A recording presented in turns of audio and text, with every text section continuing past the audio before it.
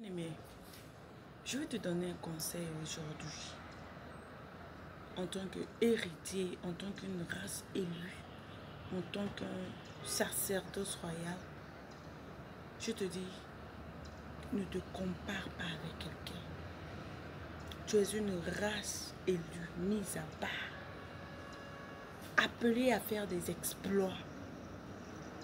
Alors si tu es appelé à faire des exploits, ton maître doit te façonner.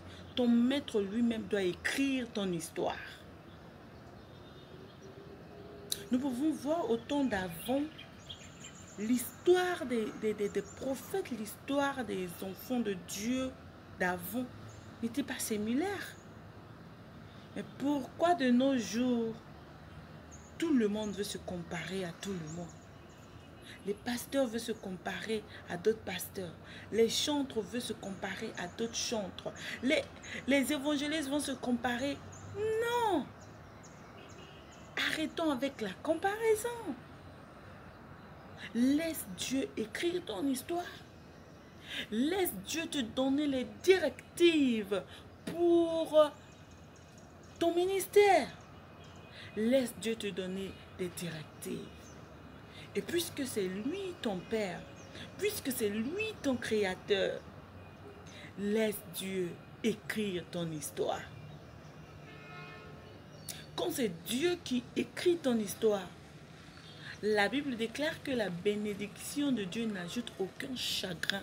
Donc, si c'est lui qui écrit ton histoire, la bénédiction sera inclue. Et cette bénédiction-là ne viendra pas avec le chagrin. De nos jours, les jeunes veulent construire, veulent écrire leur histoire financière par eux-mêmes. Voilà pourquoi d'autres tuent leurs parents. Voilà pourquoi d'autres tuent leurs amis, leurs soeurs, leurs enfants. Parce qu'eux-mêmes, ils veulent écrire l'histoire, leur histoire financière. Si Dieu veut te bénir financièrement, il va télécharger des idées dans ta tête qui va te permettre de devenir millionnaire, milliardaire, si tu obéis à sa voix. Si au moins tu peux écouter aussi sa voix. Pour écouter sa voix, il faut avoir un temps d'intimité avec lui. Parce que lui, il chuchote. Deux fois quand je l'écoute me parler, je dis Seigneur, répète encore ce que tu dis parce que comme si je n'ai pas bien compris ce que tu es en train de dire. Comme si je suis en train de me dire que c'est mes pensées qui sont en train de me parler. S'il te plaît, répète ce que tu m'as dit. Et certainement, il va le répéter. Dieu veut écrire l'histoire de ta vie. Dieu a écrit l'histoire des grands prophètes. Le roi David, Salomon, et Élie, ils avaient des différents témoignages. Leur vie n'était pas la même. Leur histoire était très très différente. Dieu veut écrire l'histoire de ta vie. Si tu lui donnes l'occasion, il va écrire l'histoire de ta vie. Et laisse-moi te dire que cette histoire sera bonne. Parce que quand les gens vont lire cette histoire, ils vont se tourner vers ton Dieu pour lui donner la gloire. Parce que Dieu ne veut pas que les hommes puissent prendre la gloire. Parce que la gloire lui revient. Il est digne de recevoir la gloire. Et quand l'histoire de ta vie commence à s'accomplir, les gens vont te regarder et ils vont se tourner vers ton Dieu. D'autres vont même te dire que tu sers un Dieu vivant. Que personne ne te pousse à écrire toi-même l'histoire de ta vie. Mais laisse Dieu écrire l'histoire de ta vie. Tu veux te marier, laisse Dieu écrire cette histoire. Quand tu vas donner le témoignage, ça va avoir de l'impact. Tu veux avoir du travail, laisse Dieu écrire cette histoire. Tu veux avoir des enfants, laisse Dieu écrire cette histoire. Tu veux grandir spirituellement, tu veux grandir dans ton ministère, dans ton appel, laisse Dieu écrire ton histoire. Hi. Salut. Amen. Les amis. Salut les héritiers, les co-héritiers de Christ. Salut les ambassadeurs de Christ. Bienvenue sur la chaîne des pèlerins. Bienvenue sur la chaîne des ambassadeurs de Christ. Alléluia. Je suis encore votre soeur Grazela Astrid. Tu es la bienvenue sur ma chaîne. Si c'est ta première fois de passer par ici et tu t'es pas encore abonné, abonne-toi à cette chaîne. Si tu veux faire partie des ambassadeurs, des héritiers, des co-héritiers et des pèlerins de Christ, abonne-toi à cette chaîne. Ou bien si tu veux devenir ambassadeur, co-héritier, héritier du royaume et pèlerin, abonne-toi à cette chaîne. Roi Saül. Son histoire a été écrite par Dieu. Et arrivé à un moment, il se voyait plus grand que Dieu, je peux dire. L'orgueil est like. Il de Saül. Et Saül se voyait comme s'il n'avait pas besoin de Dieu. Bien que c'est Dieu qui lui a donné la royauté, bien que c'est Dieu qui a permis que Saül puisse devenir roi. Alors, ce que je veux emmener quelqu'un à comprendre est que si Dieu a écrit ton histoire, il faut continuer à t'accrocher à lui. Parce que si tu te dis que voilà, je suis arrivé à un niveau où, voilà, je vais aller seul, Dieu reste un peu à côté. Je sais que c'est toi qui as écrit mon histoire, je sais que ces bénédictions-là, c'est toi qui me l'as donné. Mais pour le moment, please, stand by. C'est-à-dire, Dieu, no, stand by. I don't want you to lead me anymore. Like, Dieu, je ne veux pas que tu me diriges encore. Je suis arrivé à ce niveau-là et je n'ai pas besoin de... I don't need you. But quand tu arrives à un stade de ta vie en tant que chrétien, en tant qu'héritier de Dieu, en tant qu'ambassadeur de Christ, quand tu arrives à un stade de ta vie et que tu commences déjà à avoir cette pensée d'orgueil, à avoir cette pensée de oui, de maturité, avoir cette pensée de Dieu, je n'ai pas besoin de toi. Je fais ce que je veux. Même si c'est mes pensées qui me parlent, je vais agir selon mes pensées. C'est ce que Saül a commencé à faire. Saül était un bon roi. C'est Dieu qui a sélectionné Saül pour être le roi d'Israël. Mais puisque Saül a désobéi à Dieu, et c'est en ce moment que la chute de Saül a commencé. Je veux dire à un héritier, à un co-héritier, à un ambassadeur, à un pèlerin, que ne laisse pas l'orgueil te détruire. Ne laisse pas la désobéissance te détruire. C'est Dieu qui t'a appelé à cette œuvre. C'est Dieu qui a écrit ton histoire. Tu ne savais pas que tu allais devenir ce que tu es maintenant. Tu ne le savais pas. Mais c'est Dieu qui a guidé tes pas. C'est Dieu qui t'a orienté à devenir ce que tu es maintenant. À quoi bon de t'enorgueiller? À quoi bon de dire que tu n'as pas besoin de Dieu? Tu n'as pas besoin d'écouter la voix de Dieu. La désobéissance a fait chuter Saül. Bien que Saül a été choisi par Dieu, mais la désobéissance a fait chuter Saül. L'orgueil a fait chuter Saül. Dieu t'a envoyé quelque part. Il a dit, va dans ce lieu, fais ceci, fais cela. Ne touche à rien. Il savait pourquoi il était en train de dire cela. Mais Saül s'est dit, non. Eh ben non. Hein. Ce que tu as dit là, il a écouté. Et cette désobéissance-là, il a fait. Je peux dire, quand j'ai lu le verset de 1 Samuel 15, vous pouvez lire 1 Samuel 15, verset 1 jusqu'à... Voilà, verset 1 jusqu'à 35. Et vous pouvez aussi lire 1 Samuel verset 16, 1 jusqu'à 23. Quand j'ai lu le verset, je me suis rendu compte que il a désobéi volontairement. Ça, c'est pas affaire de diable. Oh, le diable m'a tenté. Oh, c'est le diable. Maintenant, tout ce qu'on fait là, on met ça sur le diable. Hein, c'est le diable qui m'a tenté. Oh. C'est le... laissez le diable un peu en paix. Montrons au diable que nous sommes les enfants de Dieu. Nous sommes plus que vainqueurs. Nous sommes vraiment les héritiers, les co-héritiers, les pèlerins, les ambassadeurs. Montrez aussi au diable que nous sommes vraiment des enfants de Dieu. Alors, moi je peux dire que la désobéissance de Saül a été volontaire. Parce qu'après, quand il était en train de se confier à Samuel, il a dit à Samuel, et verset 1 Samuel 15, verset 24.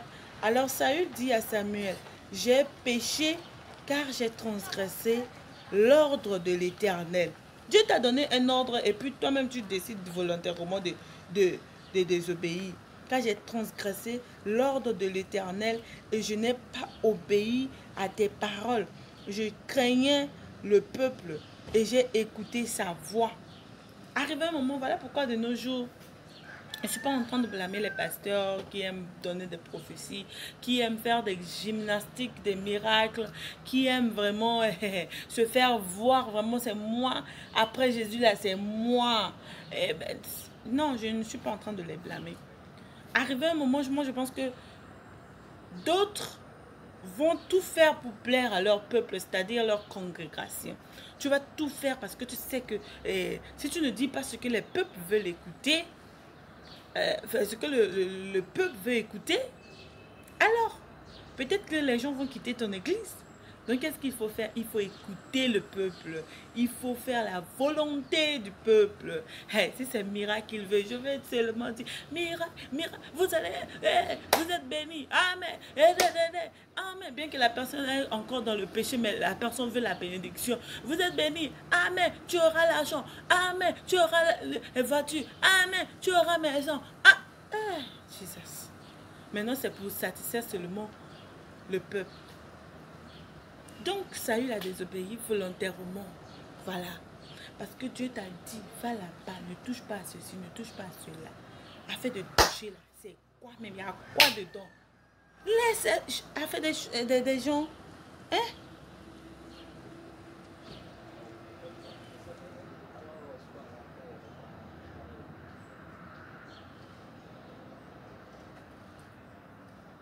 Alléluia. Dieu t'a envoyé quelque part de faire quelque chose. Tu n'as pas écouté la voix de Dieu. Donc je prends l'histoire de Saül pour nous dire que si Dieu a écrit l'histoire de ta vie, si Dieu continue d'écrire l'histoire de ta vie, toi aussi il faut continuer à être obéissant. Il faut continuer à être obéissant à sa voix. Il faut dépendre de lui, de son esprit. Que l'orgueil ne puisse pas nous emmener vers la destruction. Que la désobéissance ne puisse pas nous détruire. Mon bien-aimé, laisse Dieu écrire l'histoire de ta vie. Que veux-tu faire? La Bible déclare que ta volonté soit faite sur la terre comme au ciel. C'est-à-dire ce que tu as établi dans les cieux, que cela soit fait sur la terre. Que cela puisse être aussi ta prière. Tu peux dire aussi à Dieu que ta volonté soit faite sur la terre comme au ciel. Que ce que tu as prévu pour moi dans les cieux, papa, que cela soit fait, que cela se manifeste sur la terre des vivants. Parce que je ne suis pas venue pour accompagner les autres. Je suis venue pour accomplir une mission. Que cela soit ta prière. Je suis venue accomplir une mission. Je ne suis pas venue sur la terre pour aller à l'école, manger, dormir, faire des bêtises et puis après mourir. Regardez, chez moi dans mon pays, quand tu meurs là, ton corps ne dure pas. Ce n'est pas en Afrique de l'Ouest que C'est pas en Afrique de l'Ouest que ils mettent les corps dans le frigo 1 an, 6 mois, 3 mois. Chez moi, en Centrafrique, le corps ne tue pas. Si tu meurs un dimanche, laisse-moi te dire que peut-être jeudi comme ça, la dépouille, on doit sortir la dépouille. Si tu meurs un mardi, c'est samedi. Donc pourquoi ne pas laisser tes traces? Pourquoi ne pas impacter positivement? Pourquoi? Moi, pour impacter positivement, excusez-moi, la seule personne qui peut t'aider à impacter positivement, c'est Dieu. Quand tu le laisses écrire ta vie. Quand tu le laisses écrire l'histoire de ta vie, tu vas certainement impacter ta génération.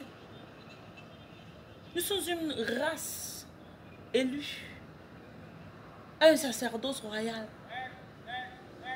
appelé à faire des exploits.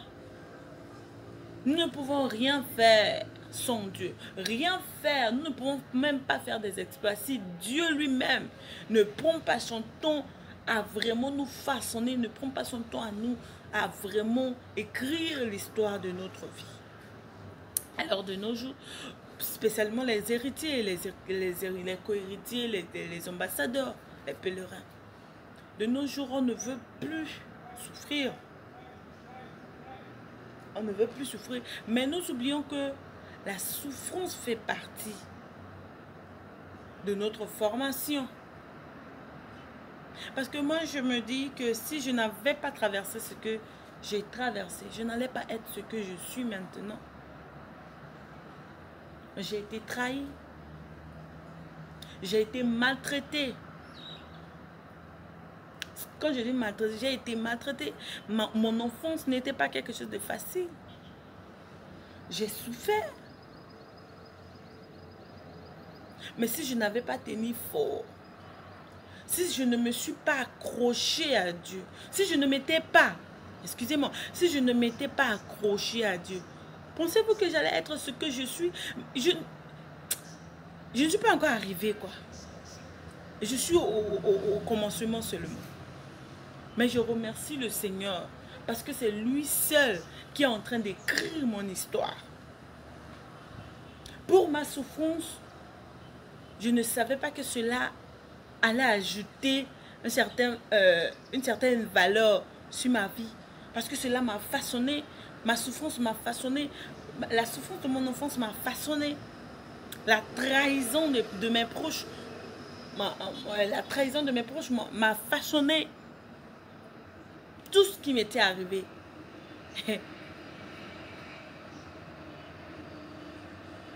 M'a fait du bien, je peux dire. Parce que je suis en train de devenir une meilleure personne. Une vraiment, quand je me regarde, quand je regarde à ma vie, je dis gloire à Dieu. Parce que personne ne doit prendre la gloire. Mon père ne va pas dire que c'est à cause de moi que mon enfant est devenu comme ça. Ma mère ne va pas dire que c'est à cause de moi. Mes oncles ne vont pas dire non, c'est Dieu. Voilà pourquoi quand les enfants de pasteurs là, ils ont beaucoup de tribulations, beaucoup de difficultés. Parce que leurs parents veulent leur mettre la pression de suppression. Si toi-même tu veux prendre la gloire seulement là, ça n'arrivera pas. Laisse Dieu prendre la gloire. Même si tes enfants sont têtus, caducs comment. Dis, Seigneur, je te donne ces enfants. Prends soin d'eux. Tu es en train de donner l'autorisation à Dieu d'écrire l'histoire de tes enfants afin que la gloire puisse lui revenir. Mais si tu veux toujours mettre la pression, tu veux étouffer tes enfants parce que tu es un pasteur, tu veux que tes enfants puissent faire comme toi, par force, by fire, by force, it can never happen. Your children can never become like you if you are putting pressure on them. It never done. It is never done. Let the Holy Spirit do His work, because the glory belongs to God. La gloire revient à Dieu. Et c'est lui seul qui doit prendre la gloire. Alléluia. Je ne sais pas si ce message t'a touché aujourd'hui. Peut-être que tu es en train de traverser des moments difficiles. Je ne sais pas ce que tu es en train de traverser. Mais Dieu est en train de te dire, laisse-moi écrire l'histoire de ta vie. Quand les gens vont te regarder automatiquement, c'est à moi qu'ils vont donner la gloire. Et quand, après avoir écrit l'histoire de ta vie, il faut continuer à être obéissant. Il faut continuer à marcher sur le chemin qu'il a tracé pour toi. Ne te dis pas que parce que je suis déjà arrivé, je n'ai plus besoin de Dieu. Never say that. That, okay, where I am now, I'm okay. I don't need God. You need God more than anybody, man. You need God. Because without God, you can't do anything. Even whatever you have now, if God is not with you, it's amount to nothing, man. It amounts to nothing. And you need God every day. Every day of your life, you need God. Let God write the story of your life. It is very important. Let God write the story of your life. Alors, laisse un message en commentaire. Peut-être que tu as des suggestions. Peut-être que tu as aussi une idée. Peut-être que tu as aussi un compliment. Tu peux mettre ça en commentaire. Ok? Je lis tous les commentaires. Je réponds à tous les commentaires. Donc, n'hésite pas de t'abonner. Partage ce message à tes amis et Dieu te bénira pour ça. Merci d'avoir regardé cette vidéo. C'est encore votre soeur Grazela Astrid. Shalom, shalom. Alors nous allons prier. Seigneur Dieu Tout-Puissant, nous te demandons pardon parce que nous ne t'avons pas laissé écrire l'histoire de notre vie. Nous-mêmes, nous avions essayé d'écrire l'histoire de notre vie, mais ça n'a pas marché. Papa, nous voulons que, Seigneur, toi-même, tu écris l'histoire de notre vie. Nous voulons aussi, Éternel des armées, que tu sois avec nous jusqu'à la fin. À partir de maintenant,